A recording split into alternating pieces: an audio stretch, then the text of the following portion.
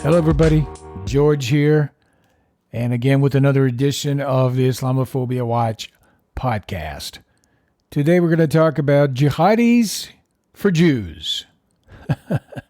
Yeah, that's right. I mean, today we mark the Global Day for Remembrance of the Holocaust. And on the one hand, we have, of course, to this day, we have a whole lot of Holocaust deniers. So that's a problem.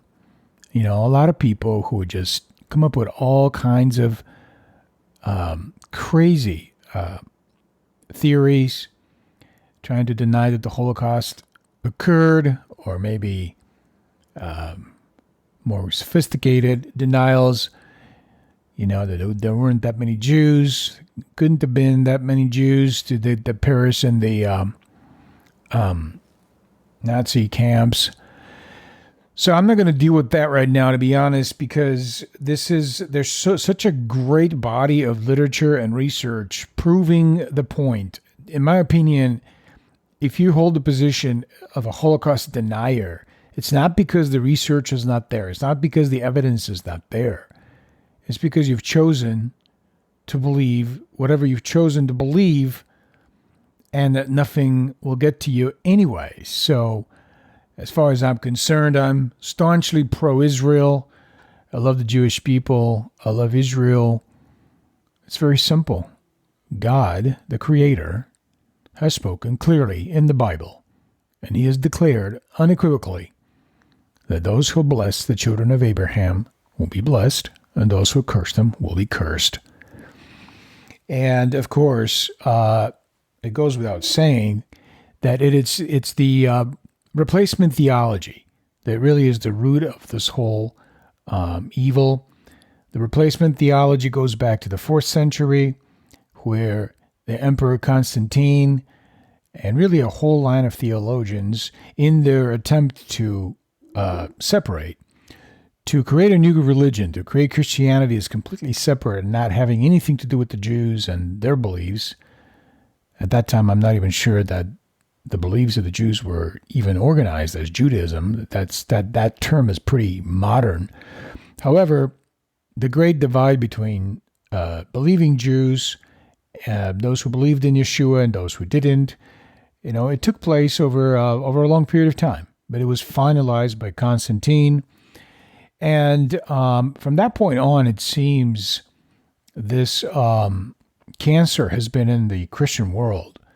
And the reality is, whatever we have as a faith, as a if you can call it religion if you want. I don't like to think of the faith as a religion, but let's just say, you know, whatever we have in terms of Christian religion or faith, it goes back to the Torah, it goes back to Moses, it goes back to the prophets, it goes back to the Jews, because they gave it to the whole entire world. So in my opinion, your theology is very, very poor if you disregard the most obvious fact that the Jewish people have given the Torah, have given the faith to the world, including the Messiah, including his apostles, including the entire first generation was predominantly Jewish. And so it's a tragedy, really a huge tragedy, that this great divide occurred. But today, now that we have such a great body of evidence, now that we know that really we are a lot closer than what we ever thought, including the fact that Jews believed in something similar to the Trinity, and the Jews believed that the Messiah will not be a mere man. All these were Jewish beliefs. They were not unique to Christianity. They predated Messiah himself, Christ himself. And I'm not going to go into detail with that, but there's a great body of literature and evidence that shows that our beliefs were much closer and have been much closer for ages. And so really the group that has created the most bloodshed and the most problem, as terrible as the Crusades have been in a way to the Jews, and Crusaders performed a lot of atrocities.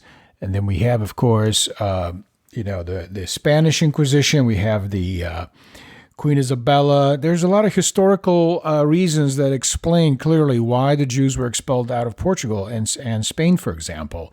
And it was because, and if I can just give you this briefly, when the Muslims invaded the Iberian Peninsula and they took over, they had to manage the population. They had to manage these newly conquered territories. And so what they realized there was competition and animosity between Christians and Jews. And so in a masterful move, they made the Jews their managers. They appointed them in positions of that required literacy, accounting, so forth and so on. So they made them subordinates in their system of governance. And this you can read about extensively in some of the works of the myth of the Andalusian paradise, for example. It's a Portuguese Harvard professor who speaks extensively of just what paradise, and some people refer to the Andalusian Muslim governance of Spain as some kind of a golden age or some kind of magnificent time of invention. It's all just bullshit, basically, because when you look at the evidence, it turns out everything that the Muslims supposedly invented in terms of art and architecture, all of this existed, and they just kind of basically put their stamp on it. But other people really created it. And on top of that, they made the Jews their managers. And so when Isabella and the comeback, when the Christians made the comeback, they actually decided, you know what, we're going to get rid of the Jews as well, because they viewed the Jews as collaborators with the Muslims. So it's a very complex and very tragic history. But the reality at the end of the day is that whatever we have in terms of a Western civilization came based on the foundation of the Judeo-Christian understanding of the world that comes from the Bible, from the books of the Bible, from Holy Scriptures, the Torah, and of course the New Testament. So what do we have today? We have Turkey. We have the World Remembrance, Holocaust Remembrance Day. And while on one hand we're dealing with, pockets of people who still continue to be stubborn Holocaust deniers. It's a bad thing. It's a horrible thing, and it needs to be dealt with. But on the other hand, what do we have? The biggest offenders, if you ask me, are the Muslims. The 1.6 or 1.8 or whatever number they are, 1.6 billion Muslims who go to mosques Sunday after Sunday, and they hear from their imams that the Jews and the Christians are the kuffar, or the infidel, and the infidel is there to serve them, and they treat them like animals. And the infidel is nothing. His life is worth less than a dog. And that's what Muslims are being brainwashed by on a repeated basis, on an ongoing basis in their mosques. And so what do we have today? We have the World Holocaust Remembrance Day, and of course, Turkey's Prime Minister Erdogan making a big statement. About what? About Islamophobia and xenophobia must stop. The global community, this is the official press agency of the Turkish government, has a big fat headline. Turkey's Erdogan, Islamophobia, xenophobia must stop. The global community should work to ensure that the Holocaust, Bosnia, Rwanda tragedies are never repeated, says the Turkish president. Seriously? You're bundling the Holocaust with Bosnia and Rwanda? I mean, these people are absolutely shameless. And I've talked to you before about this, but to understand these people, to understand these jihadis, you must understand a pathology, a particular pathology of the human mind. And this pathology, psychopathology, basically, the lack of shame is definitely what basically serial killers have, right? Serial murderers have. That's what these people, genocidal maniacs, have that ability. They have lack of shame.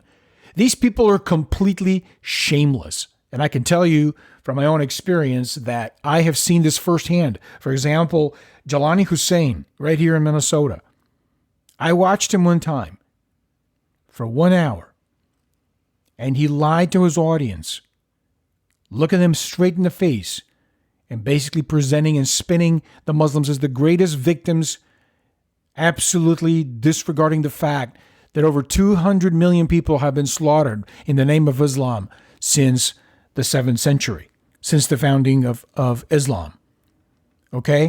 These people are absolutely shameless, genocidal maniacs. Erdogan, who absolutely is guilty of imprisoning thousands upon thousands of his own people, crushing anything that was left from the Turkish secular republic, right?